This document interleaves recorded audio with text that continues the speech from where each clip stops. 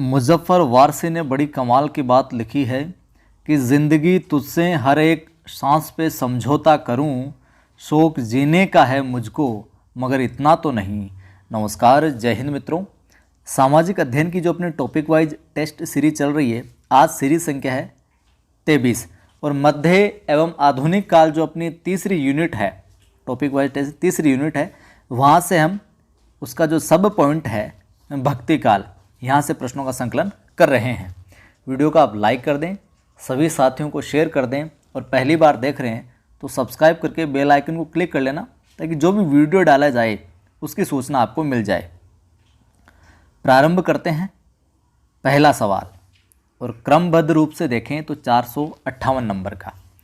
भारत में सर्वप्रथम भक्ति धारा का उल्लेख मिलता है वेदों में, उपनिषदों में, पुराणों में या फिर महाभारत में?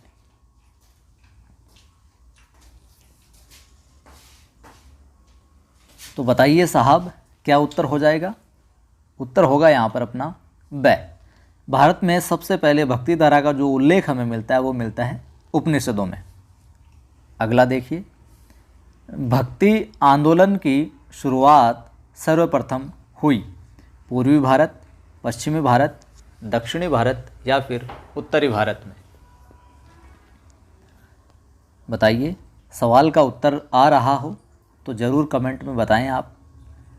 यहाँ पर उत्तर होगा स। भक्ति धारा की जो भक्ति आंदोलन की जो प्रारंभिक दौर था, जो शुरुआत थी, वो सबसे पहले दक्षिणी भारत में हुई मानी जाती है। अगला सवाल, निम्न में से सगुण संत है, सगुण धारा के संत हैं शंकराचार्य, रामानुजाचार्य, रामानंद या सभी?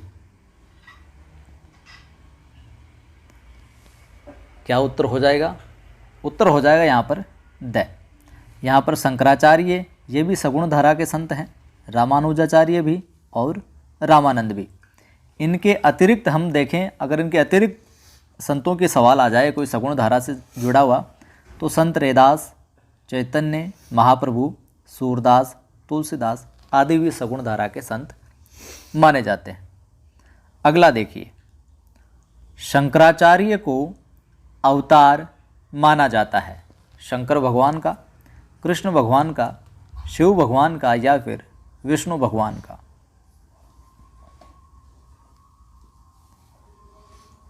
सही उत्तर ए, शंकर भगवान का। ये तो हो गया इनके अवतार की बात। साथ ही इन्होंने 4 जो मठ है अलग अलग दिशाओं में, अलग अलग स्थानों पर स्थापित किए थे, ये भी पूछा जाता है कई बार। तो इन्होंने उत्तर में बद्रीनाथ ज्योतिर्मठ की स्थापना की, उत्तर में बद्रीनाथ ज्योतिर्मठ, दक्षिण में श्रृंगेरी रामेश्वर वेदांत मठ, पूर्व में पुरी उड़ीसा गोवर्धन मठ और पश्चिम में द्वारिका यानी कि शारदा मठ। ये 4 मठ स्थापित किए गए किसके द्वारा? शंकराचार्य के द्वारा। अवतार माने जाते हैं शंकर भगवान के। आगे बढ़ते हैं। अगला अपना सवाल है, शंकराचार्य ने कौन से मत का प्रतिपादन किया? एकेश्वरवाद व अद्वैतवाद, द्वैतवाद व अद्वैतवाद, द्वैताद्वैतवाद या फिर शुद्धाद्वैतवाद?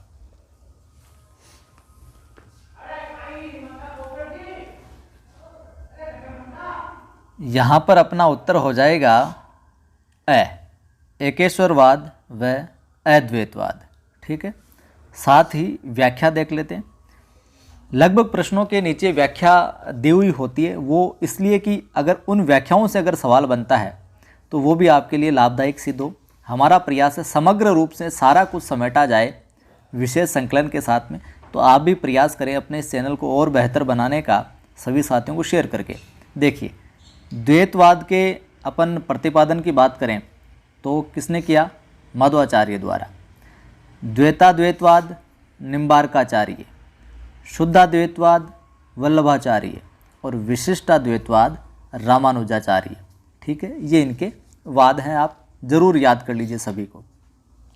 अगला सवाल 463 नंबर का, मध्ययुगीन भक्ति आंदोलन के प्रवर्तक कहलाते हैं? शंकराचार्य, रामानुजाचार्य, रामानंद, रविदास। क्या हो जाएगा साहब? उत्तर हो जाएगा ब। जो मध्ययुगीन भक्ति आंदोलन है उसके प्रवर्तक कहे जाते हैं रामानुजाचार्य, और इन्होंने रामावत या फिर श्री संप्रदाय चलाया था। ये भी आप ध्यान रखिएगा।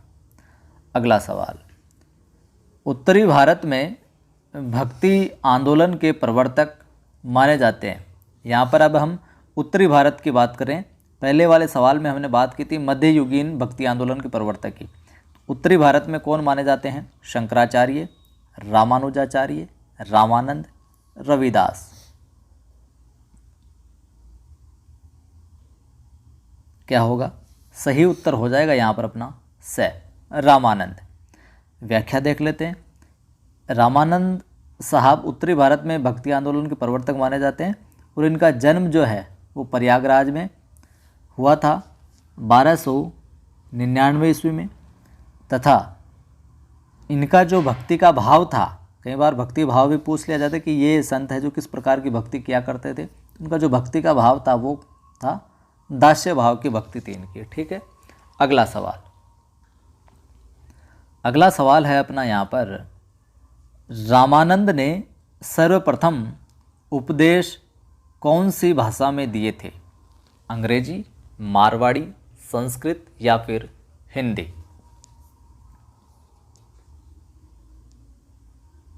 उत्तर होगा द, हिंदी में इन्होंने उपदेश दिए थे सर्वप्रथम।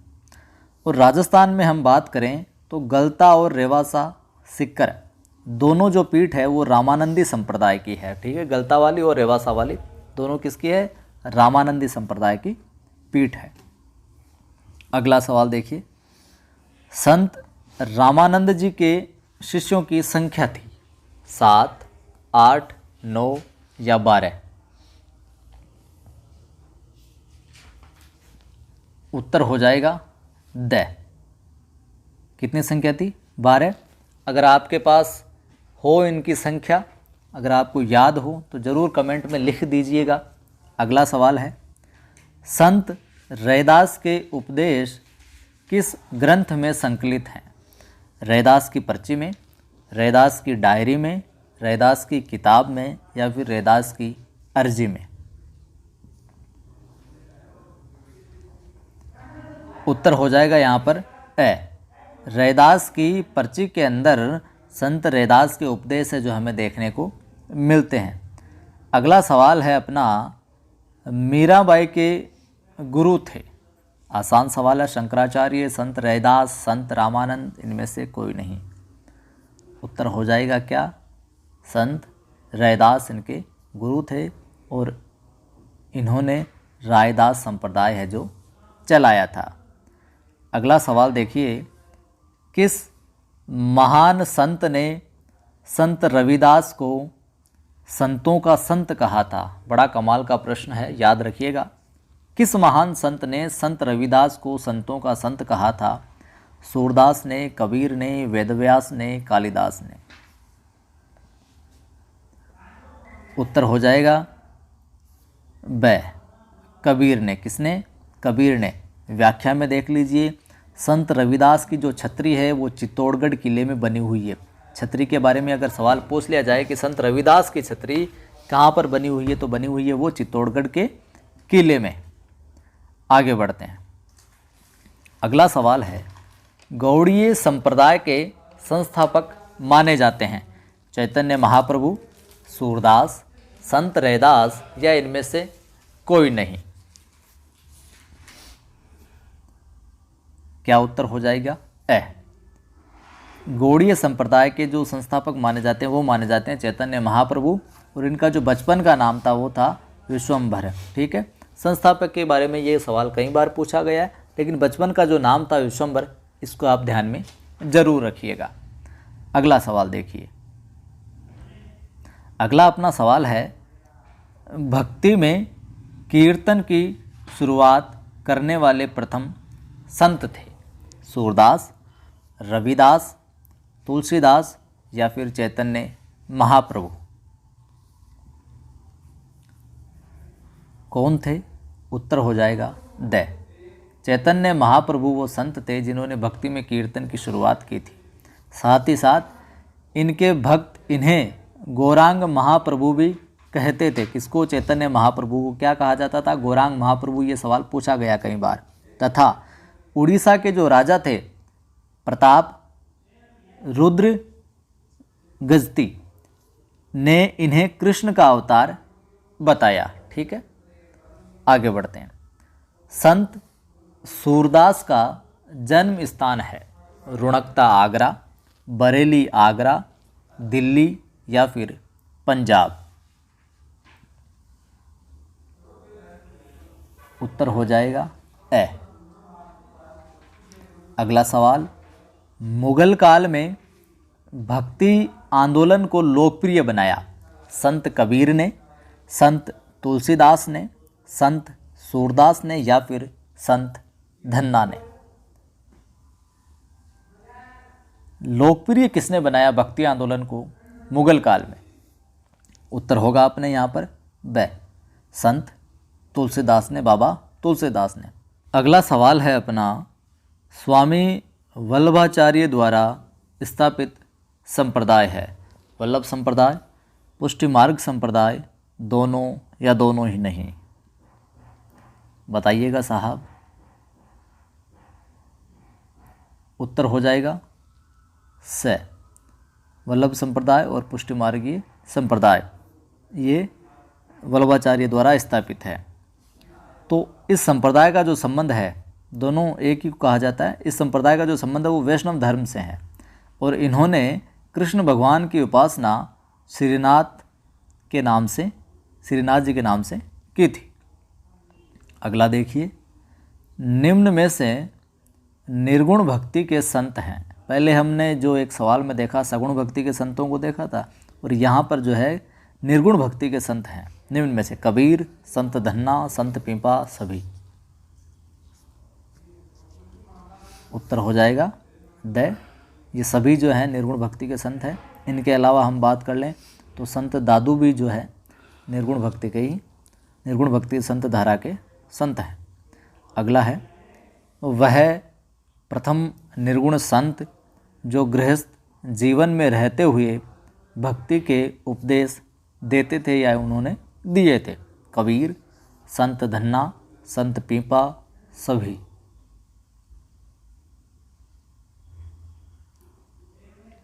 उत्तर होगा ए, कबीर साहब। ये सिकंदर लोदी के समकालीन थे।